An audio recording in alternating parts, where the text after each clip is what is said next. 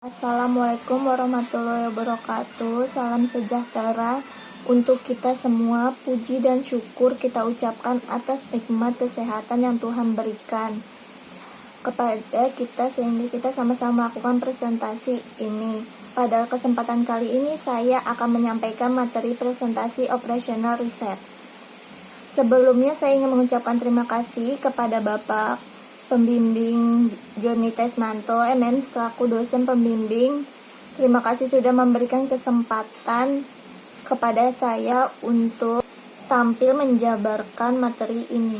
Sebelum kita mulai presentasi ini, saya ingin memperkenalkan diri. Nama saya Wanda Salsabila dari Universitas Pancasakti. Nomor induk mahasiswa saya 18.020.10.15. Saya dari Fakultas Ekonomi Manajemen. Saat ini saya berada di semester 5. Untuk mempersingkat waktu, langsung saja kita masuk ke materinya. Riset operasional, sistem pengambil keputusan, permodelan, dan pendukung. Tujuan pembelajaran memahami dasar-dasar konseptual dan keputusan, memahami pendekatan sistem. Memahami 4 phase pengambilan keputusan dari Simon, inteligasi, desain, pilihan, dan implementasi. Mengetahui konsep-konsep, rasionalitas, dan hubungannya dengan pengambilan keputusannya.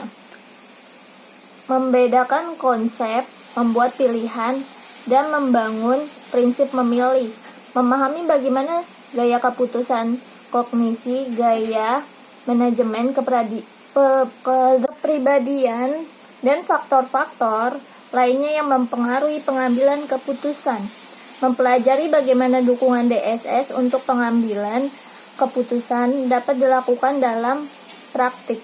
Pengambilan keputusan pengantar dan definisi beberapa aspek keputusan bisnis. Pada umumnya, keputusan sering dibuat oleh suatu kelompok. Anggota kelompok dapat memiliki bias. Pemberdayaan suatu kelompok membawa kepada keputusan yang lebih baik. Individu juga bertanggung jawab untuk membuat keputusan. Bisa jadi ada banyak alternatif untuk diperhatikan. Hasil dari pengambilan keputusan bisnis biasanya menjadi materi di masa mendatang, dan seorang pun menjadi prediktor sempurna mengenal masa depan, terutama pada jangka waktu yang panjang. Keputusan-keputusan saling berhubungan. Keputusan spesifik dapat mempengaruhi banyak individu dan kelompok di dalam organisasi. Pengambilan keputusan melibatkan suatu proses berpikir mengenai masalah yang menjurus kepada kebutuhan akan ada, dan mempemodelan kepada masalah hubungan antara aspek-aspek yang berbeda. Hal ini mengarah kepada interpretasi dan aplikasi pengetahuan. Umpan balik merupakan suatu aspek penting dari pengambilan keputusan. Ada beberapa konflik tujuan. Banyak keputusan memiliki risiko. Orang yang berbeda memiliki sikap berbeda terhadap risiko. Pengambilan keputusan perlu mengevaluasi skenario. Bagaimana jika perubahan pada lingkungan? Pengambilan keputusan dapat mempengaruhi kualitas keputusan karena meningkatkannya tekanan waktu pada pengambilan keputusan. Mengumpulkan informasi dan menganalisasi suatu masalah membutuhkan waktu dan dapat sangat mahal. Sulit untuk menentukan kapan berhenti dan membuat suatu keputusan. Ada banyak informasi yang memadai untuk membuat keputusan yang cukup baik. Ada terlalu banyak informasi yang tersedia. Pada dasarnya, kita perlu membantu pengambil keputusan untuk membuat keputusan yang lebih baik lagi. Pengambilan keputusan adalah sebuah proses memilih tindakan untuk mencapai suatu tujuan atau beberapa tujuan.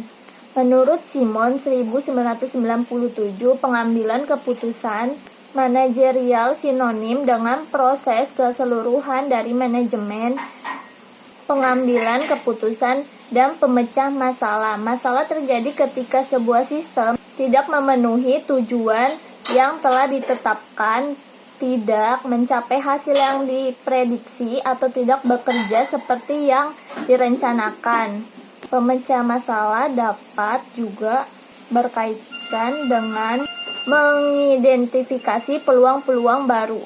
Membedakan keduanya adalah dengan memeriksa fase-fase proses keputusan, fase-fase inteligensi, desain, pilihan, implementasi. Disiplin pengambilan keputusan dipengaruhi disiplin mayor, disiplin keperilakuan, antropologi, hukum, filsafat, ilmu politik, psikologi sosial, sosiologi, disiplin ilmiah. 1. Ilmiah komputer, 2. Analisis keputusan, 3. Ekonomi, dan 4. Teknik, dan 5. Ilmu pasti, biologi, kimia, fisika tersebut, ilmu manajemen atau riset, operasi, matematika, statistik. Sistem adalah kumpulan objek atau aspek seperti orang, sumber daya, konsep, dan prosedur yang dimaksudkan untuk melakukan fungsi, dapat diidentifikasi atau untuk melayani suatu tujuan. Contoh universitas, sistem aspek universitas, mahasiswa, fakultas, staf atau dosen. Administrasi, gedung, perlengkapan, aturan, ide-ide dengan tujuan mendidik mahasiswa, menghasilkan riset, dan memberikan layanan kepada komunitas. Sistem lain. Sistem manajemen, sistem keputusan. Sistem manajemen atau keputusan digunakan untuk menjamin kelancaran sistem fisik. Rangkaian sistem fisik distrukturkan dalam sistem manajemen yang menghasilkan keputusan-keputusan yang diperlukan untuk menjamin kelancaran sistem fisik. Sistem informasi merupakan jantung sebagian besar organisasi yang digunakan untuk mengumpulkan, memproses, menyimpan, menganalisis, dan menyebarkan informasi. Model. Karakteristik SPK adalah inklusi pada setidaknya satu model.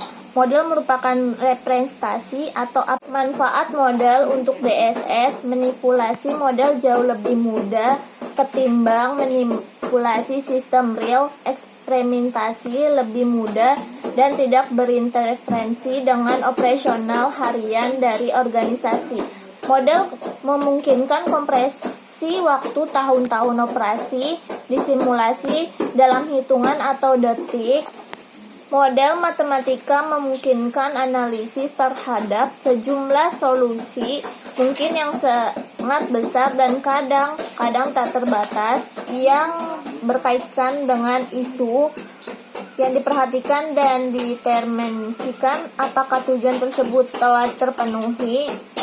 Eksistensi masalah dapat ditentukan dengan memonitor dan menganalisis tingkat produktivitas organisasi, produktivitas, dan konstruksi.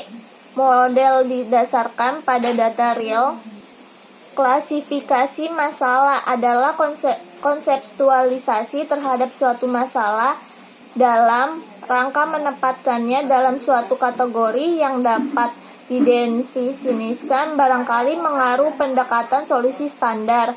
Pendekatan yang penting menganalisikan masalah-masalah sesuai tingkat strukturisasi pada masalah tersebut. Masalah terprogram, versi tidak terprogram, struktur berulang dan rutin. Dikembangkan model-model standar, contoh jadwal mingguan karyawan, bulanan arus gas, sistem inventory, penyitaan konstan. Tidak terprogram, keputusan, merger atau akuisisi, research and development, inisiatif, konten website, memilih pekerjaan.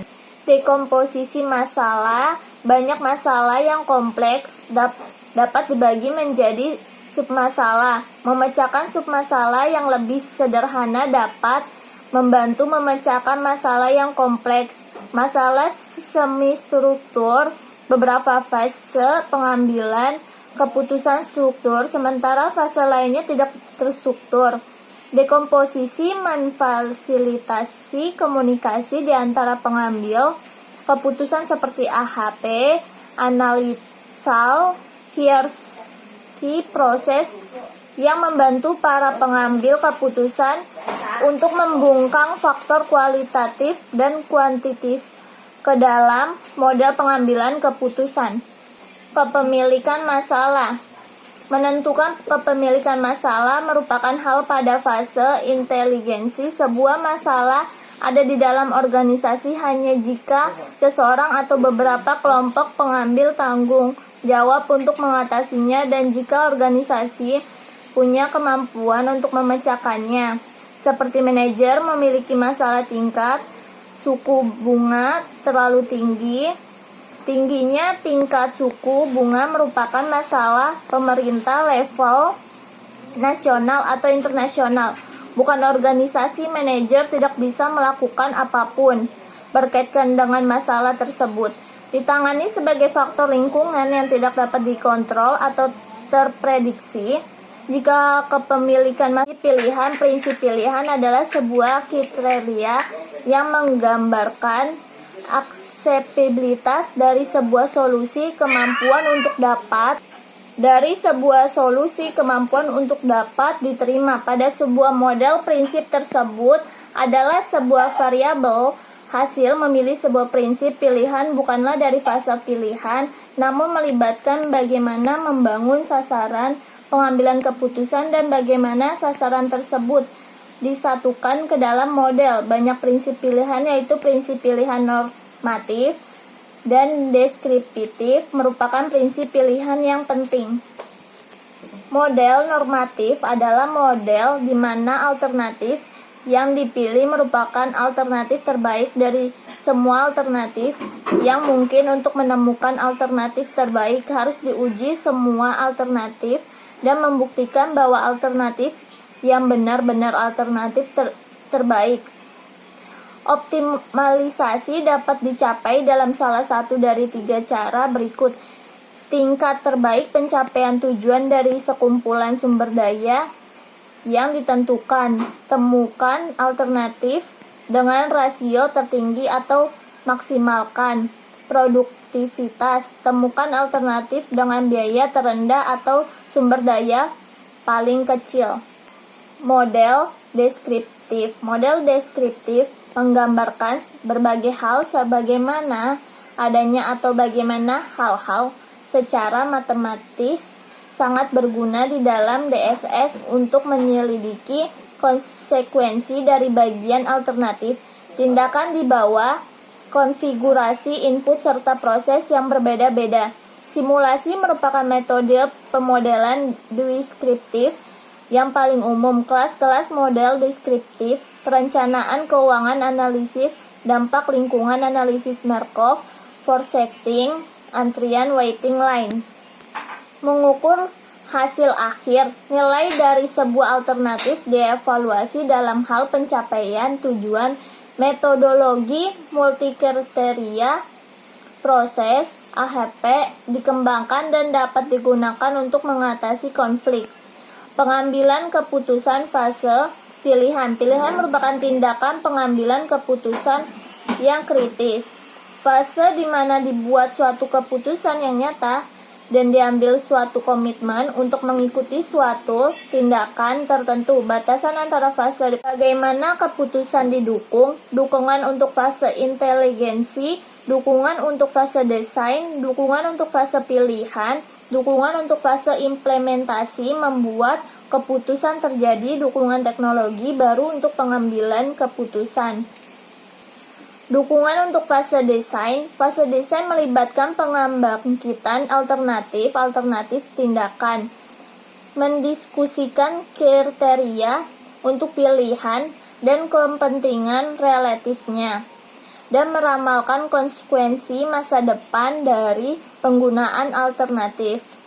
Dukungan untuk fase pilihan selain menyediakan model-model yang dengan cepat mengidentifikasi apakah suatu alternatif cukup baik atau terbaik, suatu sistem pendukungan keputusan dapat mendukung fase pilihan melalui analisis bagaimana juga dan penetapan tujuan.